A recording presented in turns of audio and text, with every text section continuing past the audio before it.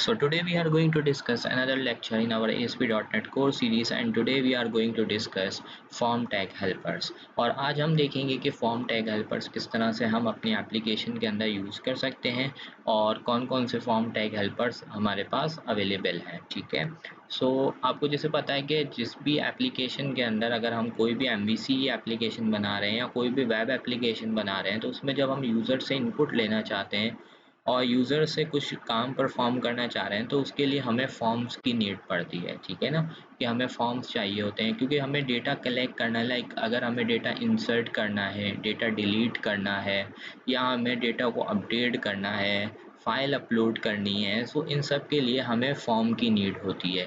Form के through हम data collect करते हैं और उस डेटा को फिर आइदर हम अपने किसी फाइल के अंदर या किसी डेटाबेस के अंदर स्टोर करवा रहे होते हैं। सो हम देखेंगे कि हम ASP.NET कोर के अंदर जो है वो फॉर्म किस तरह से क्रिएट कर सकते हैं और फॉर्म के अंदर जो टैग हेल्पर है वो हमें किस तरह से हेल्प आउट करता है कि जब हम फॉर्म के थ्रू काम कर रहे होते हैं तो टैग हेल्पर हमें क्या जो है वो आसानियाँ प्रोवाइड करता है। ठीक है, so first of all this is the same project that we have use until now. So इसी प्रोजेक्ट के अंदर हम कुछ चेंजेस करेंगे और इसी प्रोजेक्ट के अंदर हम इस काम को परफॉर्म करेंगे। So first of all, let me go to the controllers and let's create another controller and let me name this controller as the uh, let's say कोई भी नाम दे देते हैं, let's say student form controller। ठीक है, सो हमने इसको एक नाम दे दिया स्टूडेंट फॉर्म कंट्रोलर। सो अब इसके अंदर सबसे पहला काम हमें क्या करना है, सबसे पहला काम हमें एक मेथड बनाना है यानी एक्शन रिजल्ट बनाना है और उसके थ्रू एक व्यू जनरेट करवाना है। और फिर उस व्यू के अंदर जो है, क्योंकि हमें पता है कि जो भी हमें फॉर्म वगैरह क्रिएट करने होते हैं वो हम किस पे दिखाते हैं, व्यूज़ पे दिखाते हैं। सो अब ये हमारा इंडेक्स का जो इसका मेथड आ रहा है इसके ऊपर मैं जाता हूँ और इसके अंदर हम एक व्यू जनरेट कर देते हैं और यहाँ पर आ रहा है use a layout page. So I think I have already created some layouts in the previous session, so you can see that we have layout 1. Let me see which one we have to use in this. So sure, let's go to the layout 1. I think this will okay. So this is our controller and we are adding a view and we are going to use the layout that we have used already, and this layout name is nav. So let's add this and add the required view. So after adding the view, what we need to add the form। ठीक है, अब form जब हम add करते हैं तो form का एक आपके पास बेनिफिट क्या होता है। ठीक है, सो फर्स्ट ऑफ ऑल अगर हमें जो है यहाँ पर किसके अंदर, यहाँ पर जैसे कि मैं इसको इंडेक्स की जगह नाम दे देता हूँ स्टूडेंट फॉर्म। ठीक है, इधर हम एक हेडिंग दे देते हैं स्टूडेंट फॉर्म और यहाँ पर आके इंडेक्स की जगह इसको भी स्टूडेंट फॉर्म कर देते हैं। और let's see now I have to create the form. तो फॉर्म क्रिएट करने के लिए what I have to do, I have to type form and this is my form.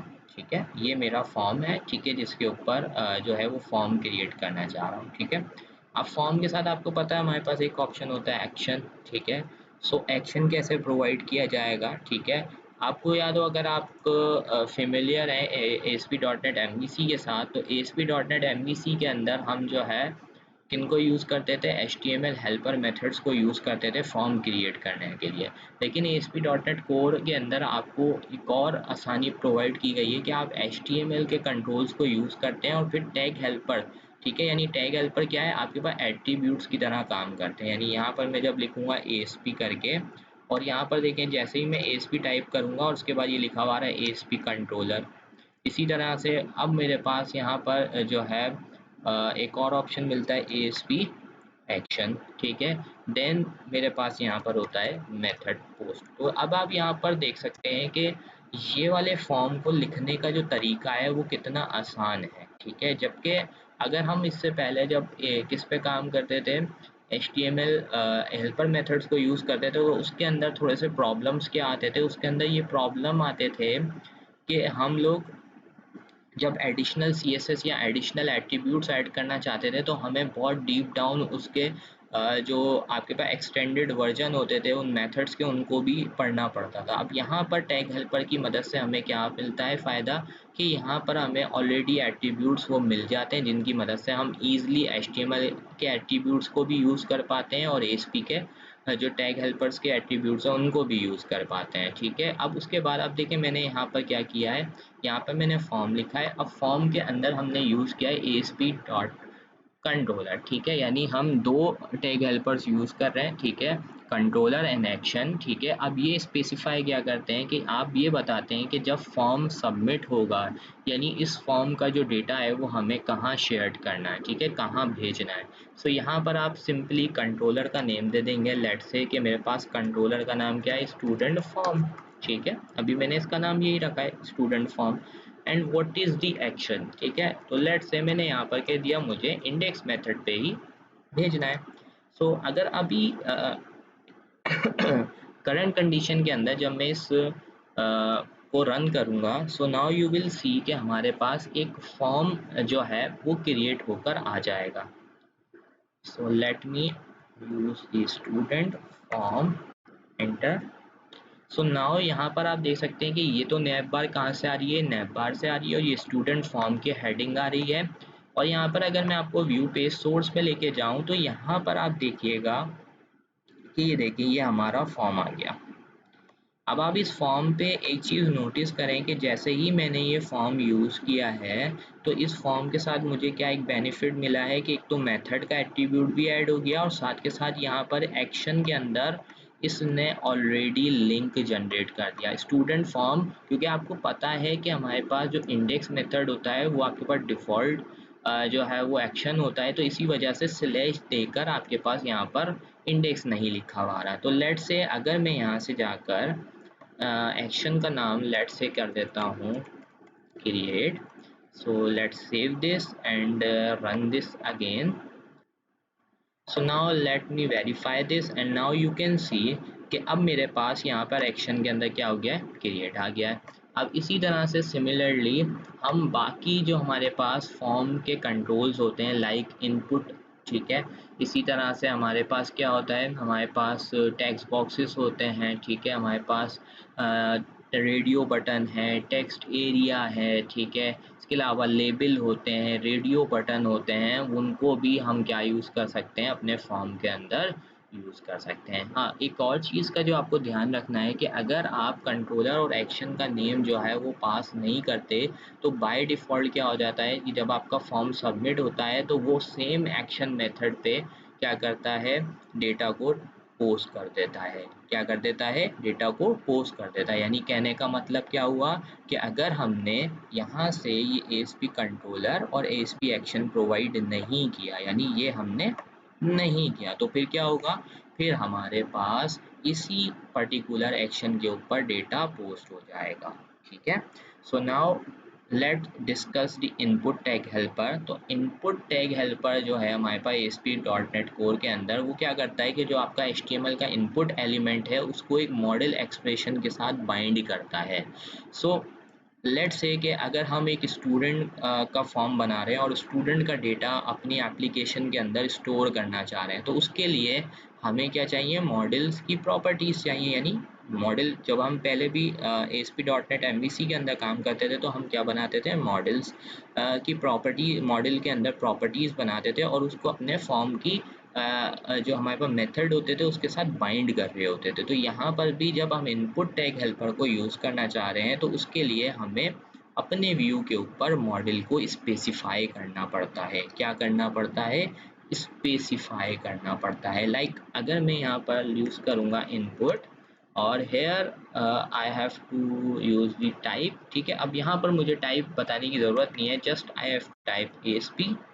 ठीक है, और 4 उसके बाद यहाँ पर अब देखिए मेरे पास एक एरर आ रहा है अभी। क्यों यहाँ पर ये एरर इसलिए आ रहा है कि मैंने इसको यहाँ पर ये नहीं बताया कि हम कौन सा मॉडल यहाँ पर यूज़ करेंगे। सो लेट्स से मैं आपको यहाँ से दिखाता हूँ। तो मेरे पास यहाँ पर आप देखेंगे कि मॉडल्स के अंदर हमारे पास एक स्टूडेंट का मॉडल ऑलरेडी क्रिएटेड है जिसको हमने प्रीवियस लेक्चर्स के अंदर क्रिएट किया था। और यहाँ पर आप देख सकते हैं कि मेरे पास एक स्टूडेंट ID है, नेम है, ईमेल है, यहाँ पर हमारे पास एक ब्रांच और यहाँ पर हमारे पास जेंडर्स कॉल हो रहा है, ठीक है। सो अब मैं क्या कर सकता हूँ, मैं यहाँ से आकर मुझे पहले क्या करना पड़ेगा, यहाँ पर @ मॉडल, और यहाँ से ये स्पेसिफाई करना पड़ेगा कि which model I am going to use for this particular view, यानी इस व्यू के ऊपर मैं कौन से मॉडल को यूज़ करना चाह रहा हूँ। सो यहाँ पर मेरी एप्लीकेशन का नाम जो है वो है employ test app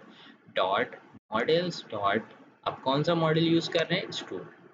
So now when now here I have to provide the property. So आप यहाँ देख सकते हैं जैसे ही मैंने यहाँ पर ये यूज़ किया तो अब यहाँ पर आपको उस प्रॉपर्टीज़ के नेम भी दिख रहे हैं जो प्रॉपर्टीज़ आपने उस स्टूडेंट के मॉडल्स के अंदर क्रिएट की थी। तो यहाँ पर मैंने कहा कि ये जो इनपुट टाइप मैं यहाँ पर क्रिएट कर रहा हूँ, this input type is basically for the name field, ठीक है। जो स्टूडेंट के मॉडल के अंदर जो हमने नेम की फील्ड बनाई है उसके लिए हम ये जो है वो यूज़ कर रहे हैं, ठीक है।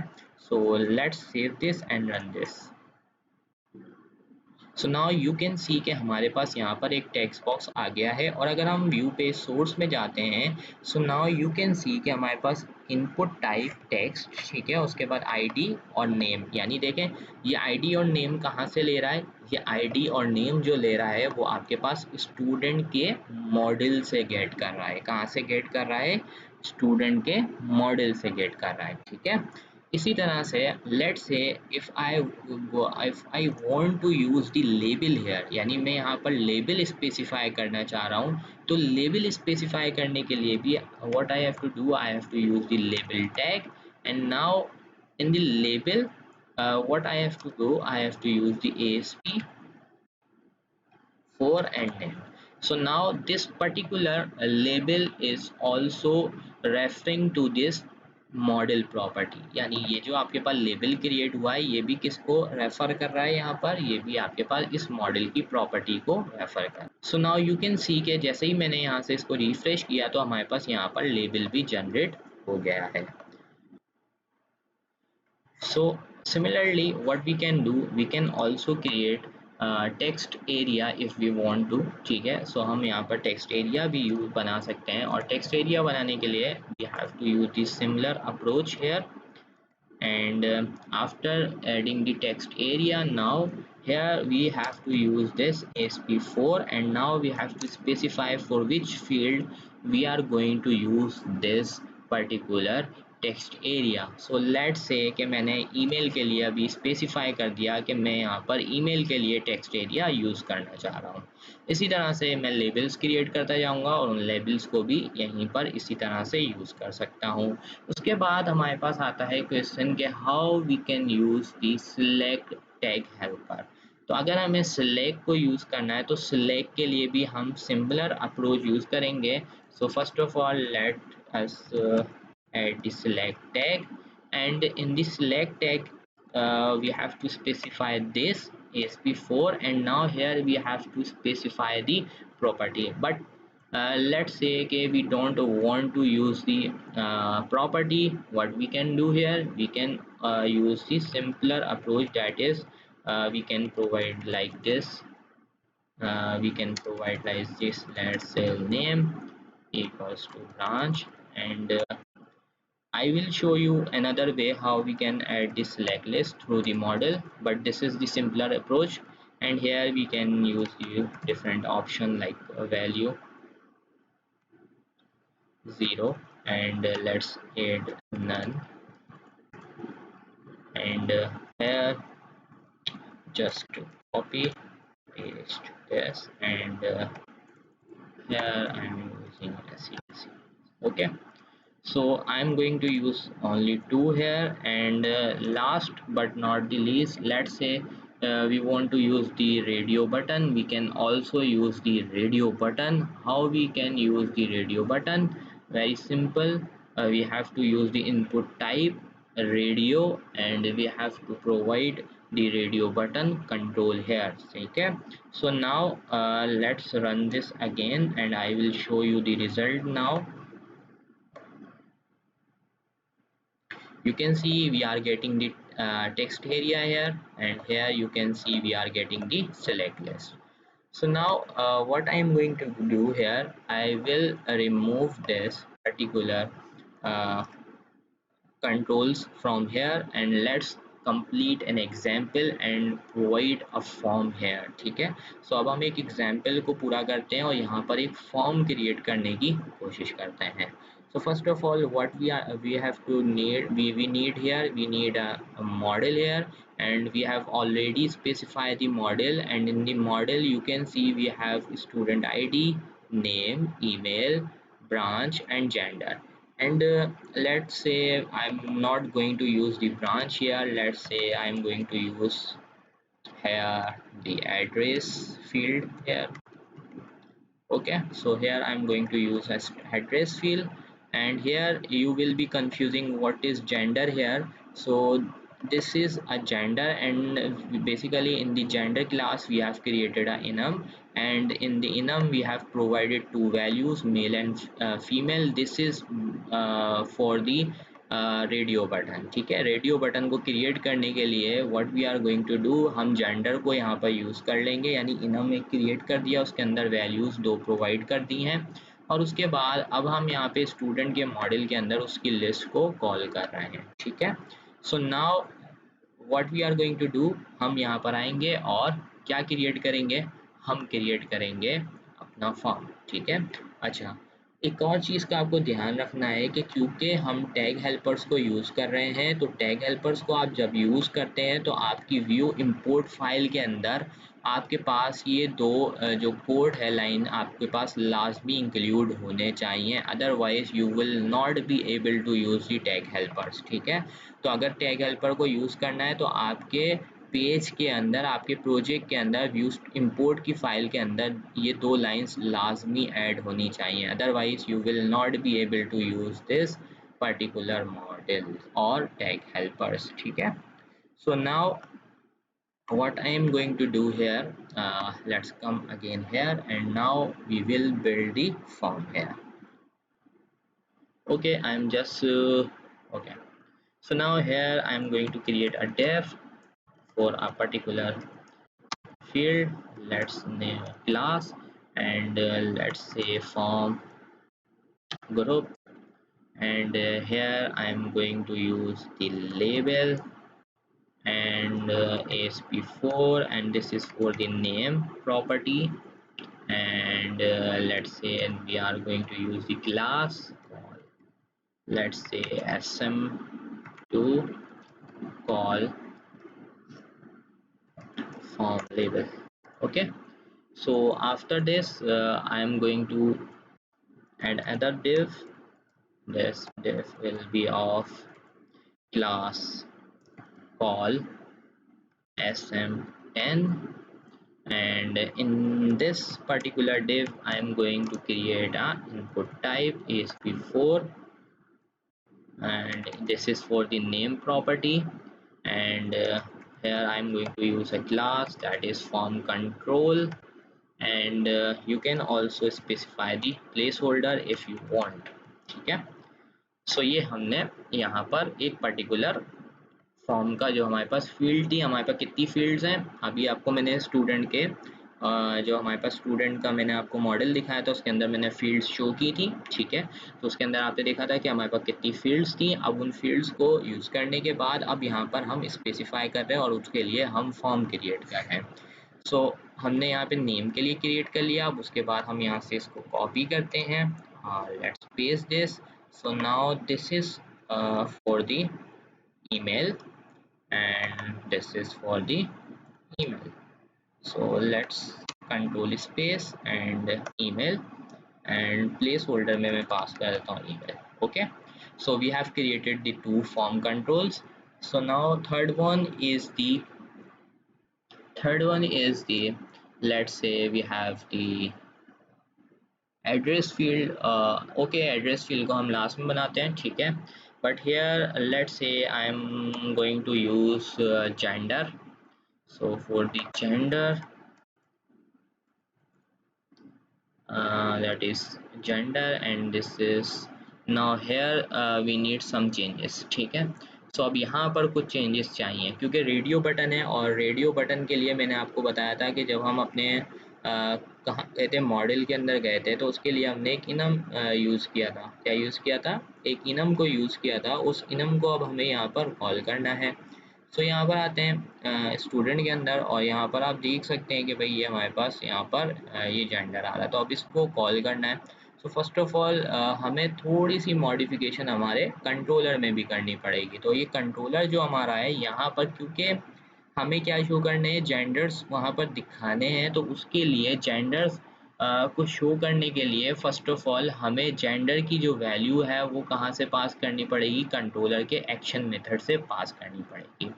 तो वो किस तरह से पास होगी? सो फर्स्ट ऑफ ऑल यहाँ पर हम आएंगे यूजिंग, और यहाँ से आके हम ऐड करवाएंगे मॉडल्स को। उसके बाद यहाँ पर आएंगे, और यहाँ पर आके व्हाट वी कैन डू, यहाँ पर आके हम स्टूडेंट जो हमारे मॉडल का नाम है उसको हमने यहाँ पर कर दिया स्टूडेंट, उसका ऑब्जेक्ट क्रिएट किया। उसके बाद हमने कहा न्यू स्टूडेंट, और उसके बाद हमने यहाँ से ब्रैकेट स्टार्ट किए। अब प्रॉपर्टी का नाम क्या था हमारे पास? जेंडर।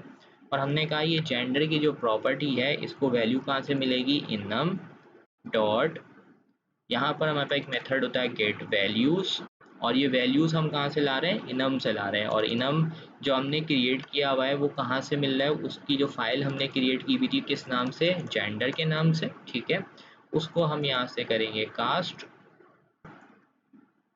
स्टैंडर्ड नहीं, स्टूडेंट पास कर। ठीक है, सो इतना काम करने के बाद अब हम रिटर्न जाएंगे अपने फॉर्म के पास। ठीक है, और यहाँ पर क्योंकि अब हमें किसको कॉल करना है, हमें रेडियो बटन के लिए जो वैल्यू जेंडर की है उनको कॉल करना है। तो अब हम क्या करेंगे, जहाँ पर ये हमने SM10 लिखा हुआ है यहाँ से हम कॉल करेंगे। और आपको पता है कि जब हम लिस्ट के ऊपर काम करते हैं तो हम क्या यूज़ करते हैं? लूप को यूज़ करते हैं। तो हम यहाँ पे फॉर ईच का लूप यूज़ करेंगे, दैट इज़ @for each, और यहाँ पर हम बोलेंगे var let's name gender in, हमारे मॉडल के अंदर से कॉल करवाओ जेंडर्स।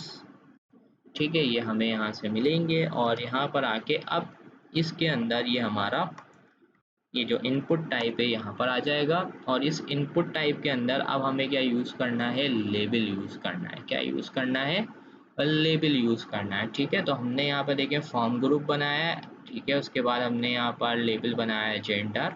ठीक है, ठीक है, जेंडर का लेबल आपके पास जेंडर के लिए आएगा। और आपको पता है कि जब हम रेडियो बटन बनाते हैं तो उसके साथ भी हमें एक वैल्यू देनी होती है। ठीक है, तो उसके लिए अब हम क्या कर रहे हैं, हम यहाँ पर एक लेबल यूज़ कर रहे हैं, और लेबल, और इस लेबल के अंदर क्या कर रहे हैं, इस लेबल के अंदर हम अपने इनपुट टाइप को यहाँ पर कॉल कर रहे हैं। और यहाँ पर आके हमने कहा इनपुट टाइप, उसको करेंगे हम यहाँ पर इनपुट टाइप, क्योंकि ये रेडियो बटन है यहाँ से हम इसको बोलेंगे रेडियो।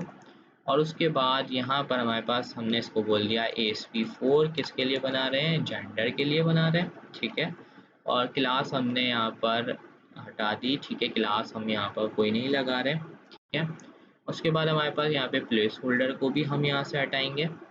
अब यहाँ पर हम क्या दिखाएंगे, हमें वैल्यू कॉल करनी है, तो उसके लिए हम बोलेंगे वैल्यू। ठीक है, और वैल्यू के अंदर हम कॉल करेंगे @जेंडर को। अब ये @जेंडर कहाँ से आ रहा है? तो @जेंडर यहाँ से आ रहा है। ठीक है, और उसके साथ फिर हमारे पास यहाँ पर है ID, और क्योंकि हमें जब इस पे क्लिक होगा तो हमें ID गेट करनी है जिस जेंडर पे क्लिक हुआ है। तो यहाँ से हम कॉल करेंगे हमारे जेंडर को, और यहाँ पर और यहाँ पर हम इसको कॉल करेंगे जेंडर की वैल्यू को। ठीक है, और उसके बाद यहाँ पर ये जो हमारा ये है, ठीक है, यहाँ पर वैल्यू कॉल हो जाएगी, और यहाँ पर इसकी वैल्यू को कॉल करना है। तो यहाँ पर भी हमने जेंडर दिया।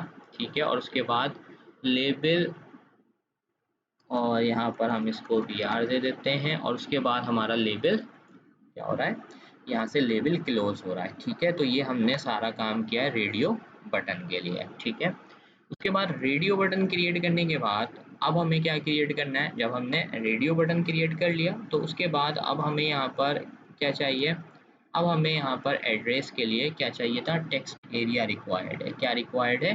Text area. तो टेक्स्ट एरिया के लिए हमने यहाँ पर वही काम किया कि हमने यहाँ पर एड्रेस की फील्ड बनाई है। तो यहाँ पर ASP4 हमने लेबल में क्या दे दिया, एड्रेस। और उसके बाद यहाँ पर हमारे पास आ रहा है, अब इनपुट टाइप की जगह हम क्या यूज़ करेंगे, यहाँ पर text area. Text area ASP4 के अंदर मैंने पास कर दिया एड्रेस, और यहाँ पर मैंने class form control place holder के अंदर मैं पास कर देता हूँ यहाँ पर एड्रेस, एंड देन ये हमारा यहाँ पर टेक्स्ट एरिया को हम करते हैं यहाँ से क्लोज, ठीक है। सो ये हमारा टेक्स्ट एरिया यहाँ पर क्रिएट हो गया। टेक्स्ट एरिया क्रिएट करने के बाद now last thing what we need a button. तो बटन के लिए मैंने यहाँ से एक डिव क्रिएट किया, ठीक है, और यहाँ पर आके हमने क्लास पे क्रिएट किया, और यहाँ पर हम बोल देते हैं लेट्स से फॉर्म ग्रो, और उसके अंदर हमने एक बना दी डेफ, और इसको हमने बोल दिया क्लास दे देते हैं कॉल SM10, और इसके अंदर हमने अब यहाँ पर बना दिया एक बटन, और बटन की टाइप दे देते हैं हम सबमिट। सबमिट एंड हेयर इसको हम एक क्लास दे देते हैं that will be the BTN primary, okay. और बटन के अंदर हम वैल्यू पास कर देते हैं क्रिएट, ठीक है। So this is the form, ठीक है, ये हमारा फॉर्म यहाँ पर क्रिएट हो गया है, ठीक है। तो मैं एक बार अगेन रिवाइज कर देता हूँ। फर्स्ट ऑफ ऑल मैंने क्या किया है, फर्स्ट ऑफ ऑल हमने एक एक्शन बनाया, ठीक है, कंट्रोलर का, ठीक है, और फिर हमने मॉडल बनाए, ठीक है, रेलेवेंट मॉडल बनाया जो हमें फील्ड्स चाहिए थी, ठीक है। फिर मॉडल बनाने के बाद हमने व्यू इंपोर्ट के अंदर जो है वो 2 लाइन्स ऐड की जो हम ऐड करते हैं टैग हेल्पर्स के लिए। उसके बाद हमने यहाँ पर आके बताया कि इस पर्टिकुलर व्यू पे हम कौन सा मॉडल यूज़ करेंगे, और उसके बाद हमने यहाँ पर फॉर्म के जो टैग हेल्पर्स हैं उनको यूटिलाइज करते हुए एक फॉर्म क्रिएट किया है। So now what we are going to do here कि हम यहाँ पर इसको रन करते हैं और देखते हैं कि अब हमारे पास क्या रिजल्ट प्रोड्यूस हो रहा है। सो नाउ यू कैन सी कि हमारे पास यहाँ पर एक फॉर्म बनकर आ गया है, ठीक है, और यहाँ पर देखें नेम की फील्ड आ रही है, ईमेल आ रहा है, ठीक है, और यहाँ पर आप देख सकते हैं मेल, ठीक है, एड्रेस के अंदर हमारे पास टेक्स्ट बॉक्स आ रहा है, ठीक है। So here what I am going to show here, view page source में जाते हैं, और व्यू पेज सोर्स में आते हैं तो ये देखें, अब यहाँ पर आप देख सकते हैं कि ये नेम की प्रॉपर्टी के लिए बना है, ठीक है, और ये देखें आपके पास ये जो है ये आपके पास ईमेल की प्रॉपर्टी के लिए स्पेसिफाई हुआ है, और ये आपके पास जेंडर की जो है वो प्रॉपर्टी के लिए बना है, और सिमिलरली ये आपके पास एड्रेस के लिए आया है, और यहाँ पर एक हमारे पास बटन भी आ रहा है। सो जैसे कि मैंने आपको बताया था कि अभी अगर हम यहाँ पर देखें तो मैंने क्या पास किया हुआ है, लेट मी शो यू।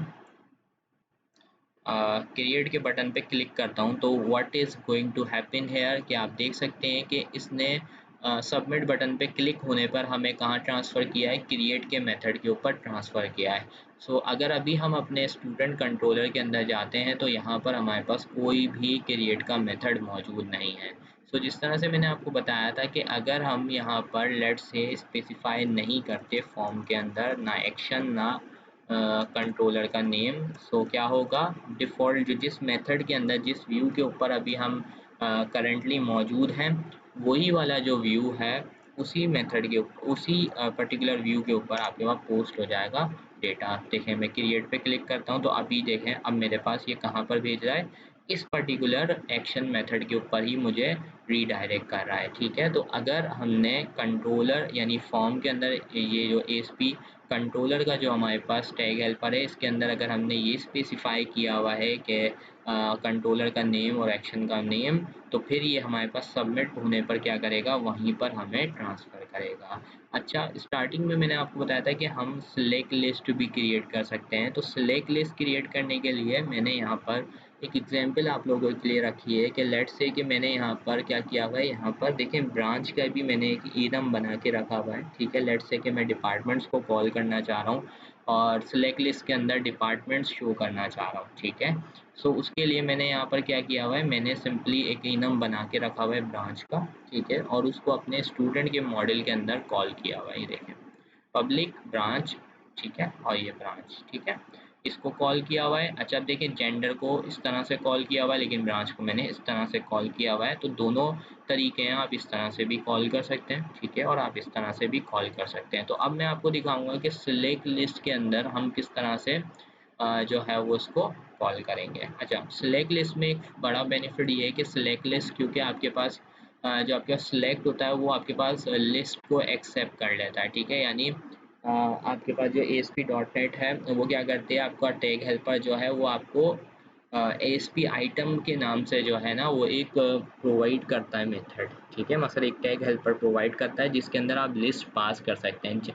जब आप रेडियो बटन बना रहे होते हैं ना तो आपके पास इस तरह का कुछ आपको नहीं मिलता, ठीक है। तो इसके लिए आप जो है वो यहाँ पर लिस्ट बना के डायरेक्ट पास कर रहे होते हैं, ठीक है। आप उसको भी ट्राई कर सकते हैं ASP लिस्ट आइटम करके भी, कि आपके पास रेडियो बटन को अगर हम इस तरह से पास कर रहे हैं तो वो वर्क कर रहा है या नहीं। लेकिन for specifically for the let's say for the select list आप यूज़ कर सकते हैं ये अप्रोच जो अभी मैं आपको बता रहा हूँ, ठीक है। तो हम यहाँ पर ब्रांच को कॉल करेंगे, ठीक है। तो उसके लिए हमें क्या चाहिए होगा, हमें ये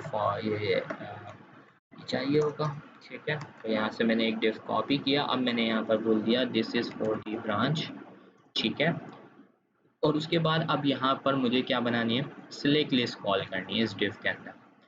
तो उसके लिए जैसे मैंने आपको पहले बताया था, तो उसके लिए हमें क्या करना पड़ता था, ऑप्शन सिलेक्ट के अंदर फिर ऑप्शन स्पेसिफाई करने पड़ते थे, ठीक है। लेकिन जो टैग हेल्पर है उसकी मदद से हमारा ये जो काम है थोड़ा आसान हो गया है। यहाँ पर हम अपना सिलेक्ट का जो टैग है उसको ओपन करेंगे, और उसको ओपन करने के बाद हम सिंपली क्या करेंगे, यहाँ पर आके हम बताएंगे कि ये किसके लिए हम बना रहे हैं, ठीक है। ASP4 और this is for the branch and now here this is the ASP item, ठीक है, जिसकी मैं बात कर रहा था। और यहाँ पर अब आप क्या करेंगे, यहाँ पर आके आप बोलेंगे HTML dot gate enum select list, ठीक है। यानी हम किसको कॉल कर रहे हैं, इनम के अंदर जो हमने सिलेक्ट लिस्ट बनाई है, ठीक है, इनम को कॉल कर रहे हैं basically as a select list यहाँ पर।